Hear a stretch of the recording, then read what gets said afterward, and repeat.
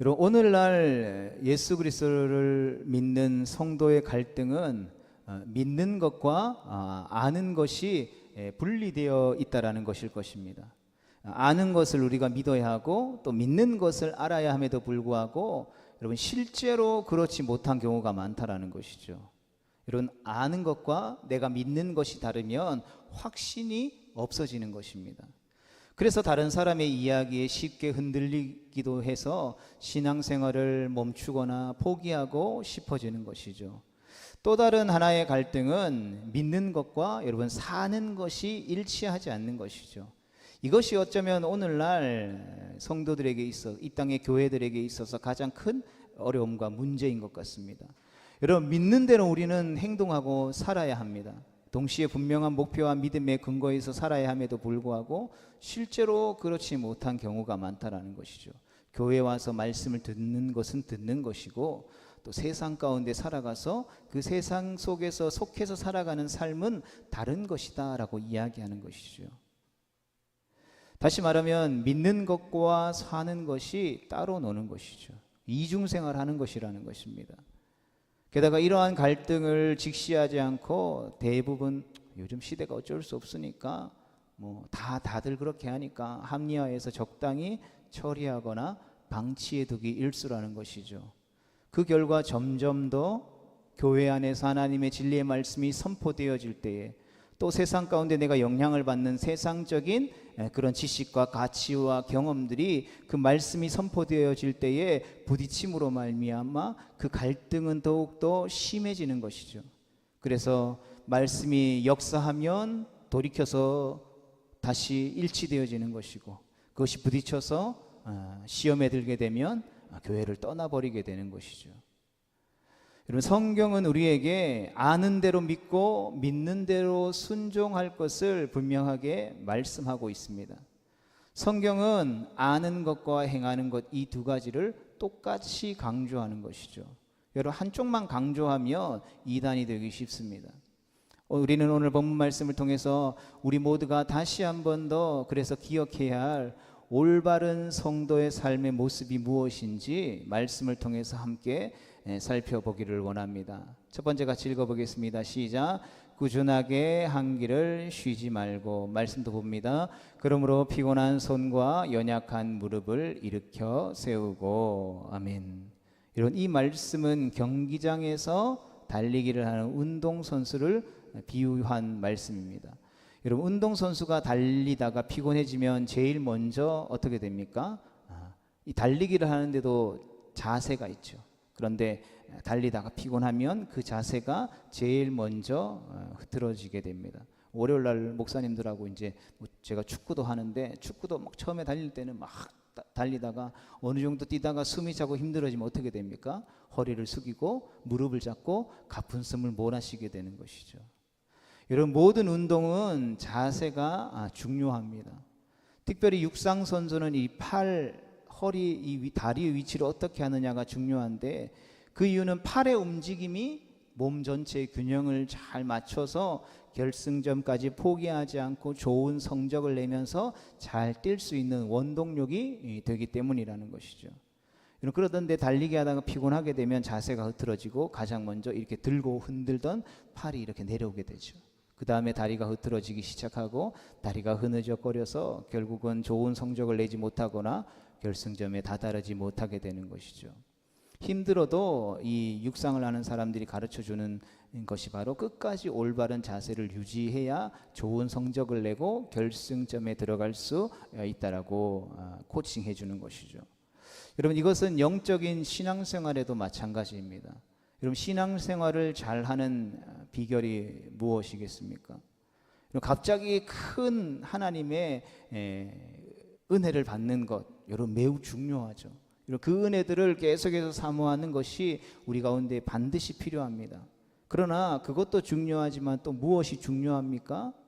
때로는 잘 알지 못해도, 때로는 의심이 들지만 그럼에도 불구하고 비가 오나 눈이 오나 바람이 부나 변함없이 우리와 함께 하시며 우리를 온전케 하시는 그 삶의 표떡에 하시는 예수님을 신뢰하고 그분을 바라보고 그분을 의지함으로 꾸준히 우리에게 허락되어진 믿음의 경주를 해내는 것입니다. 피곤하고 힘들어도 자세를 흐트러지지 않고 손을 내려지 않고 주저앉고 싶어도 주저앉지 않고 때로는 속도가 조금 더 느려질지라도 꾸준히 목표를 향해서 결승점을 향해서 뛰는 신앙생활에서 승리하는 비결을 우리는 찾을 수 있는 것이죠. 이사야 35장 3절과 4절의 말씀을 읽어보겠습니다. 시작.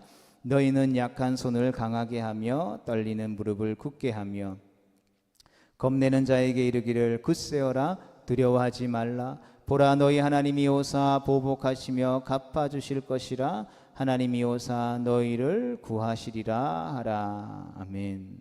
믿음의 경주 신앙생활을 하다 보면 처음부터 끝까지 한 번도 지치지 아니하고 한 번도 낙심되지 아니하고 한 번도 낭망하지 아니하고 처음부터 끝까지 승리하는 믿음의 성도는 임종 전에 예수님을 믿고 그냥 임종하는 사람 이외에는 없을 것입니다. 목사 할애비가 와도 1년, 2년, 10년, 15년, 20년, 30년 여러분 신앙생활 하다 보면 때로는 힘들고 때로는 지치고 시험 들고 낭망하여서 넘어질 때가 있다라는 것이죠. 여러분 그것을 부정하는 것이 아니라 그러한 상황이 닥칠 때마다 우리가 주님만을 바라보고 다시금 주님을 의지할 수 있다면 주님께서 우리의 지친, 우리의 쓰러진, 우리의 낭망되어진, 낙심되어진 우리의 손과 발을 강하게 붙들어 주셔서 다시 일으켜 주실 것이라는 것입니다. 뿐만 아니라 우리는 바른 길을 가는 것도 매우 중요하죠. 13절의 말씀을 같이 봅니다. 시작. 너희 발을 위하여 곧은 길을 만들어 저는 다리로 하여금 어그러지지 않고 고침을 받게 하라. 아멘. 여러분 이 100m나 200m 장거리는 또 다르겠지만 단거리 육상 선수들에게 있어서는 우리가 경기장에 가보면 다 그 줄이 껴져 있잖아요. 레인 1번부터 보통 8번까지 이렇게 쭉 자기 레인에 서서 이렇게 준비 땅 하면 출발하죠. 그리고 결승전에 들어갈 때는 어떻게 해야 됩니까? 8번 레인에 있던 사람들이 1번 레인으로 들어갈 수 있을까요? 없죠. 1등을 했더라도 자기가 출발한 그 레인, 그 길을 벗어나면 탈락입니다. 자기가 출발한 레인에서 끝까지 결승점에 가서도 동일한 레인에 도착해야 하는 것이죠. 여러분 우리에게 주어진 믿음의 경주도 마찬가지인 것입니다. 믿음의 길을 가다가 스스로 또는 외부로부터 가던 길 밖으로 뛰어나가고 싶은 유혹이나 충동이 생길지라도 우리는 어떻게 해야 된다고요? 참아야 한다는 것이죠. 신앙생활 하다가 넘어질 수 있다니까요. 포기하고 싶은 생각이 들 수 있다니까요. 여러분 그런 유혹이 들 때에 그 레인을 벗어나는 것이 성경이 우리 가운데 가르쳐주는 신앙생활의 본질이 아니라 그 넘어질 때에 그 넘어지는 우리를 일으켜 줄 수 있는 예수님을 바라볼 수 있어야 하는 것이죠. 1레인으로 막 뛰다가 결승전 앞에서 우리가 넘어질 수 있다는 것입니다. 그렇다고 해서 그 레인을 벗어나서는 것이 아니라 때로는 천천히 때로는 기어서 아니면 포복을 해서라도 끝까지 자기의 레인에 가야만 그 기록이 인정을 받을 수 있다는 것이죠. 바라기는 믿음의 경주 가운데 힘들고 어려울지라도 우리가 올바른 자세를 바로 유지해서 바른 길을 향해서 좌로나 우로나 치우치지 말고 믿음의 경주를 해나갈 수 있는 저와 우리 모두가 되어질 수 있기를 주님의 이름으로 축복합니다. 두 번째 같이 읽어보겠습니다. 시작. 사람과는 평화를 하나님께는 거룩을. 말씀 봅니다. 모든 사람으로 더불어 화평함과 거룩함을 쫓으라. 이것이 없이는 아무도 주를 보지 못하리라. 아멘. 여러분 우리가 우리 주위에 허락되어지는 그 관계 속에서 우리가 살아가다 보면 이 사람은 너무 가까이 하고 싶다라는 사람이 있지만 때로는 어떤 사람들은 이 사람하고는 좀 안 엮였으면 좋겠다. 어디 가도 안 만났으면 좋겠고 이 사람이 나한테 말 안 걸어줬으면 좋겠다라는 사람도 있죠. 그것이 우리가 살아가는 삶의 모습입니다. 그러나 성경은 우리에게 뭐라고 말하고 있습니까? 그것과 상관없이 모든 사람과 더불어 화평함과 거룩함을 쫓아야 한다라고 권면하죠. 왜 그렇습니까? 그래야만 주님을 볼 수 있기 때문이라는 것이죠. 여러분, 우리의 삶의 목적은 주님을 보고 주님을 만나는 것인 줄로 믿습니다. 주님과 더 친밀해지고 가까워지는 것이 우리의 삶의 가장 첫 번째 목적이 되어지는 것이죠. 그러기 위해서는 사람과는 화평을 이루고 하나님께는 거룩함을 올려드려야 한다는 것입니다. 구체적으로 이것이 무엇을 의미하는 것인지 살펴보겠습니다. 첫 번째 같이 봅니다. 시작. 하나님은 모든 사람과 평화하라고 말씀하십니다. 여러분, 성경에서 말하는 평화, 히브리 말로는 샬롬이라고 표현되기도 하죠. 이 평화란 히브리적인 사상과 언어 속에서는 막 평화한다고 해서 막 누가 막 공격하고 괴롭혀도 가만히 있는 소극적인 개념이 아니라 여러분, 적극적인 개념이라는 것을 이해할 수 있어야 합니다. 평화는 그래서 삶에 아무런 문제가 없는 상태를 샬롬, 평안하다라고 말하는 것이 아니라는 것이죠. 우리가 성도들 만나면 권사님, 집사님 평안하십니까? 목사님 평안하십니까? 라고 이야기할 때에 특별한 일 없죠? 이 의미로 물어보는 의미로 물어봐서는 안 된다라는 것이죠. 우리가 신앙적인 관점에서, 성경적인 관점에서 평안하십니까? 샬롬하십니까? 라고 물어보는 것은 삶 속에서 고통과 고난과 어떠한 역경이 있다 할지라도 예수님을 바라봄으로 그것이 나의 삶 가운데 그 어떠한 영향력도 끼칠 수 없습니까? 라고 물어보고 있는 것이죠. 폭풍이 막 휘몰아치고 있지만 그 폭풍의 중심은, 폭풍의 눈은 고요하잖아요. 그런 것처럼 내 삶의 주변에 아무리 폭풍우가 휘몰아친다 할지라도 나는 그 폭풍우 중간에서 평안함을 느끼고 있냐라는 것입니다. 분쟁이나 다툼이나 어려움이나 삶의 문제가 없는 것이 성경이 말하는 평화가 아니라 그러한 삶의 문제들을 넘어서는 적극적인 의미에서의 평화인 것이죠. 내 삶에 이러한 문제가 있어. 하지만 나는 예수님 때문에 그것에 함몰되어지지 않고 그것에 시험 들지 않고 넘어지지 않아. 그럼에도 불구하고 나는 하나님 앞에 감사할 거야. 그럼에도 불구하고 나는 하나님을 예배할 거야. 힘들고 어렵지만 하나님 앞에 기도할 수 있으니 난 감사하네. 하나님의 말씀을 읽을 수 있고 그 말씀이 나에게 힘을 주니 그 삶의 모든 문제들이 더 이상 나의 삶에 있어서 문제가 되지 않아. 수고하고 무거운 짐진 자들아 다 내게로 오라. 내가 너희를 쉬게 하리라. 우리 주님 말씀하여 주셨사오니 내 삶의 수고하고 무거운 모든 짐을 주님 앞에 내어 맡겨드렸으니 내 어깨에는 그 어떠한 무거운 짐도 없어. 그래서 나는 평안해, 샬롬해 라고 고백할 수 있어야 한다는 것이죠. 다시 말하면 순종을 통해서 얻어진 완전한 승리가 바로 샬롬을 의미하는 것입니다. 예수님께서 십자가에서 우리를 위해서 순종을 통해서 얻어내신 그 완전한 승리, 이것이 바로 성경이 말하는 평화의 개념이라는 것이죠. 아무리 원수요 불편한 관계라도 그러하게 성도는 악으로 악을 갚아서는 안 되며 미움과 복수로 응답해서는 안 되는 것이죠. 내가 정말 하나님 원수 불편한 관계가 있는데 정말 악한 것으로 이 사람에게 갚고 싶은 마음이 많지만 아직도 하나님의 말씀이 나에게 있기에 어떻게 해야 될지 모르겠습니다. 어쩌면 차라리 가만히 하나님 앞에 은혜를 주시도록, 감당할 수 있는 힘을 주시도록 기도하는 것이 샬롬이지 미움과 복수로 응답해서는 절대 안 된다라는 것이죠.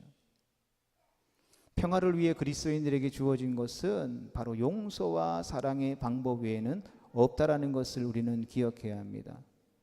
우리는 예수님을 닮아가는 예수님의 제자들이죠. 그리고 예수님께서 우리를 돕기 위해 보내주신 성령의 9가지 아름다운 열매들을 살펴볼 때에도 용서와 사랑의 방법 위에는 우리 주님이 우리에게 가르쳐 주신 것이 없다라고 분명히 증언하고 있죠. 예수님은 예수님을 지키기 위해서 칼을 빼어든 베드로를 향해서 칼을 들면서 그 튼 칼로 인해서 베드로 너가 망하게 될 거야. 그러니까 도로 너희가 꺼낸 칼을 칼집에 집어넣으라고 말씀하시죠. 아무리 동기가 좋아도 그 방법이 나쁘면 결과는 나빠질 수밖에 없다라는 것이죠. 그래서 야고보서 3장 18절의 말씀은 화평케 하는 자들은 화평으로 심어 의의 열매를 거둔다라고 말씀했습니다. 그러므로 성도 여러분, 우리가 악한 데는 미련하고 선한 데는 지혜로울 수 있는 복된 성도 되어질 수 있기를 주님의 이름으로 축복합니다. 악을 악으로 갚지 말고 악에게 지지 말고 선으로 악을 이겨내는 우리 모두가 될 수 있기를 주님의 이름으로 축복합니다. 두 번째 같이 봅니다. 시작. 하나님은 거룩을 요구하십니다. 하나님은 모든 사람과 거룩하기를 원하십니다. 거룩은 하나님의 절대 요구이죠. 하나님의 신적 속성이라는 것입니다. 바꿀 수 없고 변화되어질 수 없는 것이죠. 하나님은 그래서 내가 거룩하니 나의 형상을 닮아 나의 백성 된 너희도 거룩해야 한다라고 말씀하여 주셨습니다. 그러나 인간 스스로는 절대로 하나님의 요구에 도달할 능력이 없기 때문에 자신이 회개해서 하나님께 가려고 하지 않고 어떻게 합니까? 하나님을 자기 수준으로 쫙 낮추려고 하죠. 성경의 수준을 자기 수준으로 끌어내리려고 하는 습성이 죄인된 인간에게 있다는 것이죠. 그리고 그 신을 끌어내리고 성경의 기준을 끌어내려서 자기 합리화하는 것이죠. 성경의 진리의 말씀을 따라 살아가는 것이 아니라 그 성경을 자의적으로 해석해서 자기 합리화를 해가면서 하나님의 말씀을 재단하는 것이죠. 여러분, 그러나 그렇게 해서는 안 된다는 것입니다. 그렇게 사사로이 하나님의 말씀을 풀어서는 안 되는 것이죠. 하나님이 우리 수준으로 내려오시는 것이 아니라 우리가 끊임없이 하나님의 수준으로 올라가기 위해 몸부림쳐야 하는 것입니다. 여러분, 거룩한 만큼 위대한 힘은 없습니다. 여러분, 성도를 성도되게 하는 것은 바로 이 거룩함이라는 것을 기억해야 합니다. 그래서 하나님은 우리에게 믿음의 순결, 삶의 순결을 원하시는 것이죠. 여러분, 거룩함이 없이는 하나님을 결코 볼 수 없습니다. 예수님은 상산수훈의 말씀에서 마음이 청결한 자가 하나님을 보게 될 것이다라고 말씀했다라는 것이죠. 왜 우리 눈에 하나님이 보이지 아니하고 왜 하나님이 경험되어지지 않겠습니까? 하나님이 안 계시기 때문이 아니라 우리의 죄 때문에 우리의 눈이 가려져 있기 때문인 것이죠. 우리가 죄 때문에 육신의 정욕 때문에 우리의 눈이 믿음의 눈을 들어 하나님을 바라볼 수 없기 때문인 것입니다. 그래서 하나님은 끊임없이 하나님의 사람들을 부르셔서 사용하시기 전에 내 발에서 신을 벗으라고 말씀하시는 것이죠. 민족을 구원할 모세를 부르시며 요구하신 것, 그 떨기나무 앞에서 요구하신 것, 또 여리고 전투를 앞두고 두려워 떠는 여호수아에게 요구하신 것, 그리고 오늘날 교회를 향하여서 하나님이 요구하시는 것도 바로 내 발에서 신을 벗으라는 것이죠. 내 육신의 정욕을 벗어 던져버리고 예수 그리스도의 보혈로 옷 입고 믿음의 눈을 들어 주님을 바라볼 수 있어야 하는 것입니다. 우리 주님이 요구하시는 것은 너 교회가 작네? 더 큰 건물을 지어. 교회 안에 사람들이 너무 능력이 없어. 능력을 키워. 이 조건들이 없으니까 조건을 갖추면 너희를 내가 내 백성이라고 불러줄게 라고 요구하는 것이 아니라 우리 주님은 유일한 한 가지 거룩하고 성결하라고 우리에게 말씀하고 있다는 것이죠. 다시 한번 말씀의 거울을 통해서 우리의 죄를 직시하고 우리의 마음과 생각을 다시 한번 돌이켜 회개함으로 거룩하고 정결한 하나님의 백성으로 주님을 바라보고 주님을 만나고 경험하게 되는 복된 하나님의 백성 되어질 수 있기를 주님의 이름으로 축복합니다. 그래서 우리의 삶의 모든 영역을 주님의 거룩하심으로 물들일 수 있게 되기를 축복합니다. 우리 계속해서 이브리서 12장 15절과 16절의 말씀을 같이 봅니다. 시작.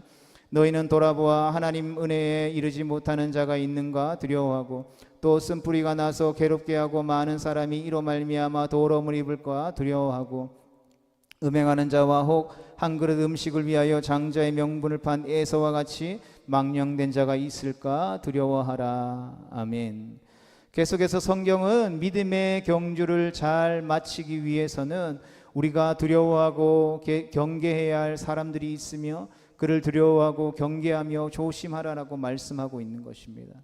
마치 육상 경기를 하는데 그냥 단거리 경주가 아니라 중간중간에 장애물이 있는 장애물 허들 경기를 하는 것과 같다라는 것이죠. 어떤 것을 우리는 두려워해야 합니까? 같이 읽겠습니다. 시작. 하나님의 은혜에 도달하지 못한 사람을 두려워해야 합니다. 이런 사람은 하나님이 원하는 수준의 복음을 깨닫지 못한 사람을 의미합니다. 신앙생활을 하고 있지만 온전히 복음을 깨닫지 못하고 예수님을 경험하지 못하는 사람들을 주의하라는 것이죠. 하나님은 이런 자들을 가리켜서 하나님의 은혜에 도달하지 못한 자라고 평가합니다. 성도 여러분, 하나님은 우리가 진리를 알기를 원하죠. 복음이신 예수님을 온전히 만나고 깨닫기를 원하십니다. 내가 죄인됨을 깨닫고 나를 위해 십자가 지신 예수님을 믿음으로 고백하고 그분의 은혜로 구원받아 하나님의 백성 되었음을 확신함으로 우리 안에 내주하시는 성령 받기를 원하신다라는 것이죠. 얼마나 어떻게 신앙생활을 했는지가 중요한 것이 아니라 이러한 날마다 하나님의 은혜에 도달하는 것이 중요하다라는 것이죠. 누군가를 롤 모델로 우리가 삼을 때에, 교회 안에서 앞선 이들을 바라볼 때에 이것을 우리가 반드시 주의할 수 있어야 한다라는 것입니다. 두 번째 같이 읽어보겠습니다. 시작. 쓴뿌리를 가진 사람을 경계해야 합니다. 신명기 29장 18절 말씀은 하나님을 버리고 우상 숭배를 하는 사람들을 가리켜 독초와 쑥의 뿌리가 있는 사람들이라고 증거하고 있습니다. 어떤 사람들은 교회를 다니면서도 세상의 철학이나 궤변이나 우상 숭배를 버리지 못하는 사람들이 너무나도 많은 것을 보게 됩니다. 특별히 이 한국 사회라고 하는 것은 유교적인 문화와 미신과 불교적인 문화가 뿌리 깊게 박혀 있었기 때문에 예수님을 믿으면서도 이러한 사고방식과 삶의 패턴을 버리지 못한 사람들이 너무나도 많다라는 것이죠. 여러분, 이런 사람이 바로 본문이 말하는 쓴뿌리와 같은 사람이라는 것입니다. 이런 사람들은 자기뿐만 아니라 다른 사람까지 오염시킬 수 있다는 것이죠. 마치 바리새인들의 누룩과 같은 작용을 하는 것입니다. 여러분, 나무를 뽑을 때, 불필요한 풀을 뽑을 때 다시 나지 않도록 어떻게 해야 합니까? 뿌리째 뽑아야 하는 것이죠. 줄기만 자른다고 나무가 없어지지 않고 세월이 지나면 다시 자라나기 때문인 것입니다. 우리가 그러하게 예수님을 믿고 거룩한 성도가 되었다면 우리가 그 전에 알았던 세상적인 사고방식, 그것들을, 철학들, 경험들, 이것을 철저하게 내어 뽑지 않으면 결국 복음이 뿌리 내리지 못하는 것이죠. 잠깐 씨 뿌리는 자 비유처럼 잠깐 은혜 받을 수 있지만 세상 속에서 살아가면서 부딪히고 그것들이 다시금 올라와서 결국에는 뿌려진 씨앗이 열매 맺지 못하고 자라나지 못하고 죽어버리게 되는 것이죠. 한참 설교를 듣고 성경 공부 다 했는데도 설교 다 듣고 돌아서 나가면서 딴소리하는 사람들이 있는 것이죠. 소위 쓴뿌리 있어서 그런 것입니다. 예수님은 우리에게 이렇게 말씀하셨습니다. 이렇게 살아야 됩니다. 아멘 하고 예배 마치고 나갈 때 목사님 그렇게 말씀하셨는데 저는 잘 모르겠습니다. 이러고 나가는 사람하고 똑같은 거죠. 그리고 우리의 쓴뿌리가 다 뽑혀질 수 있기를 축복합니다. 성경 이외에 하나님의 말씀의 진리 이외에는 모든 사상들이 다 뽑혀져 나가야 되는 것입니다. 그리고 그것에 복음의 나무를 심고 성령의 나무를 심고 믿음과 사랑의 나무를 심고 심은 그 나무에서 줄기가 자라나고 잎이 나고 아름다운 열매들을 맺을 수 있게 되기를 주님의 이름으로 축복합니다. 세 번째 같이 읽어보겠습니다. 시작. 음행하는 자를 조심해야 합니다. 음행은 거룩을 파괴하는 사탄의 무기라는 것을 우리는 기억해야 합니다. 그리고 음행과 음란은 나 자신과 공동체를 파괴하는 무서운 독이라는 것이죠. 그리고 음행하면 거룩과 순결을 잃어버리는 것입니다. 음란한 모든 삶을 버릴 수 있기를 주님의 이름으로 축복합니다. 왜냐하면 이 악은 무서운 전염성이 있기 때문이죠. 여러분, 많은 이들이 괜찮아, 나는 극복해낼 수 있어, 나는 의지가 강하니까 이겨낼 수 있어라고 착각한다라는 것이죠. 그러나 쉽지 않습니다. 대부분 전염되기 쉽고 대부분 무너지기 쉬운 것이죠. 그걸 이겨내는 사람들은 정말 하나님께 은혜 받은 특별한 소수의 사람들일 뿐이지 모든 사람들은 이 악의 뿌리를 반드시 제거해야 하는 것이죠. 왜냐하면 이것이 사단에게 가장 무서운 무기이기 때문인 것입니다. 고린도전서 5장 1절과 2절의 말씀을 같이 보겠습니다. 시작. 너희 중에 심지어 음행이 있다함을 들으니 이런 음행은 이방인 중에서도 없는 것이라. 누가 그 아버지의 아내를 취하였다 하는도다. 그러하고도 너희가 오히려 교만하여져서 어찌하여 통한이 여기지 아니하고 그 일 행한 자를 너희 중에서 쫓아내지 아니하였느냐. 아멘. 여러분, 이 말씀은 바울이 고린도 교회를 향해서 어찌하여 교회가 음행한 사람들을 끊어내지 않고 용납하느냐라고 책망하는 구절이죠. 어찌하여 그 일이 교회 안에 일어남에도 불구하고 슬퍼하지 않느냐라는 것입니다. 이 말씀의 배경은 당시 고린도 사회 안에서 이제 예수님을 믿는 여러 부류의 사람들 중에 부자들도 있었습니다. 당시 고린도 사회의 문화는 예를 들면 아버지가 죽으면 그 자녀에게 유산을 이렇게 물려주는 것이 아니라 그 어머니에게 유산이 가는 것이죠. 그 아내에게 이제 유산이 가는 것이죠. 근데 당시에 뭐 첩도 두고 뭐 아니면 아내가 일찍 죽으면 뭐 다른 젊은 아내를 맞아들이기도 하는 문화가 있었습니다. 근데 아버지가 죽고 예수 믿고 교회 다녔는데 아버지가 죽고 나서 봤더니 자기 친어머니가 아닌 다른 여자가 이 아버지가 가지고 있던 재산을 다 물려받게 된 거죠. 이 부분을 어떻게 할까 어떻게 하다 보니까 당시의 사회 사람들이 그 자신을 낳아주지 않는 아버지의 그 새 어머니와 결혼을 하는 것이죠. 결혼을 해서 자기가 그 아버지의 재산을 다 이제 유산받는 뭐 그러한 일들이 일어났던 것이죠. 그러다 보니까 그들이 교회 안에서 그러한 일들을 어머니랑 결혼하는 일들이 일어나게 되는 것이죠. 그런데 그들은 어떤 사람들이었다라고요? 부자였다라는 것이죠. 공동체 안에 많은 영향력을 행사하는 이들이었다라는 것이죠. 마찬가지로 오늘날 한국교회 안에서도 비극 중에 하나가 징계하지 못하는 것이잖아요. 누가 징계하는 것을 좋아하는 사람이 있겠습니까? 그럼에도 불구하고 교회 안에는 반드시 치리함이 있어야 하는 것이죠. 교회의 질서를 유지하기 위해서. 그런데 한국교회는 치리하지 못하는 것이죠. 왜요? 성도들이 도망갈까 봐 책망하지 못하는 것입니다. 죄의 모습들이 드러남에도 그것을 죄라고 말하지 못하는 일들이 일어나는 것이죠. 그러나 때로는 아프고 힘들어도 책망할 것은 책망할 수 있어야 하는 것입니다. 여러분, 자녀들에게 잔소리하고 싶은 부모가 어디 있겠습니까? 자녀가 바르게 자랄 수 있도록, 건강하게 자랄 수 있도록 자녀의 잘못된 부분들, 모습들을 이야기해 주는 것이 진짜 부모의 모습이라는 것이죠. 오히려 책망하지 못함으로 야기되는 문제들이 더 큰 아픔을 일으키기 때문인 것입니다. 그래서 때로는 누구든지 좋다라고 하는 그러한 모습은 교회 안에 잘못된 부분들인 것이죠. 잘못된 부정을 행하는 것도 좋고 음행을 행하는 것도 좋고 누구를 따돌리고 누구에게 손해를 끼치는 것도 좋고 그냥 교회에 사람들만 많이 오고 헌금만 많이 하면 좋다라는 식으로 되어서는 결코 안 된다라는 것입니다. 여러분, 그것은 교회를 타락하게 하는, 성도를 타락하게 하는 무서운 죄의 모습이라는 것입니다. 그 사람을 미워하라라는 것이 아니라 그가 행한 죄를 미워하고 끊어버릴 수 있도록 도울 수 있어야 하는 것이죠. 그가 죄를 버릴 수 있도록, 음행을 버릴 수 있도록 그 죄를 정죄하고 그 죄를 버리고 다시 주님 앞에 회개하고 나오는 자들을 허물 없이 편견 없이 사랑으로 받아주고 품어줄 수 있는 아름다운 공동체가 될 수 있어야 하는 것입니다. 사람의 기분을 좋게 하기 위해서 죄를 공동체 안에 용납해서는 안 되는 것이죠. 공동체를 위해서 죄를 끊어내지 않는다면 아파도 음행하는 자를 쫓아내야 한다라는 것입니다. 이것이 성경의 명령인 것이죠. 그리고 거룩한 주님의 몸된 교회가 하나님과 함께하는 길이라는 것입니다. 우리 마지막 네 번째로 같이 봅니다. 시작. 망령된 사람을 조심해야 합니다. 말씀 봅니다. 시작. 음행하는 자와 혹 한 그릇 음식을 위하여 장자의 명분을 판 에서와 같이 망령된 자가 없도록 살피라. 아멘.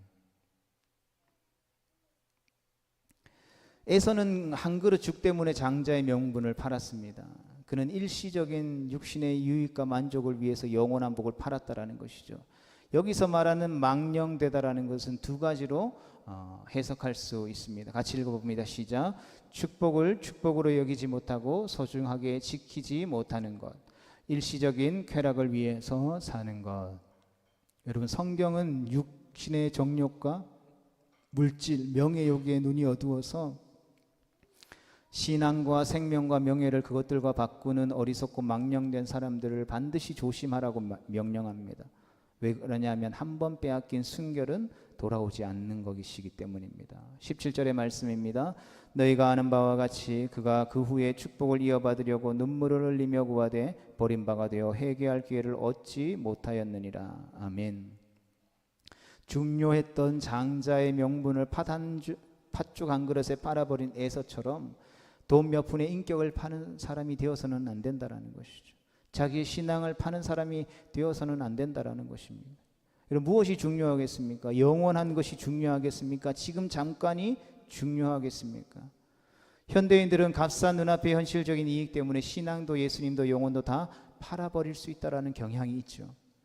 바라기는 받은 축복을 우리는 소중히 여기고 일시적인 정욕을 위해 영원한 것을 포기하지 않는 복된 하나님의 백성 되어질 수 있게 되기를 주님의 이름으로 축복합니다.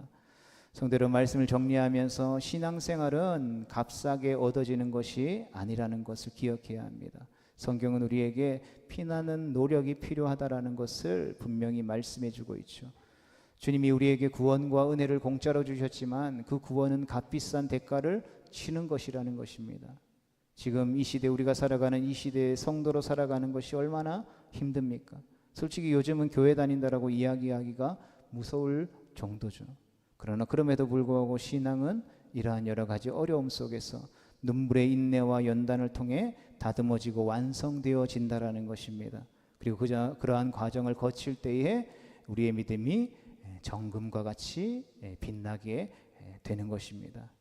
그러하기에 우리가 바라보아야 할 분은 오직 예수님 한 분이시고, 우리가 깊이 생각해야 할 분도 오직 예수님 한 분이시고, 우리가 붙들고 의지하고 함께해야 할 분도 예수님 한 분이시라는 것을 깨닫고 부르신 삶의 모든 자리 가운데에서 예수님의 손을 붙잡고 예수님과 함께 달리는 거룩하고 복된 하나님의 백성 되어줄 수 있게 되기를 주님의 이름으로 축복합니다.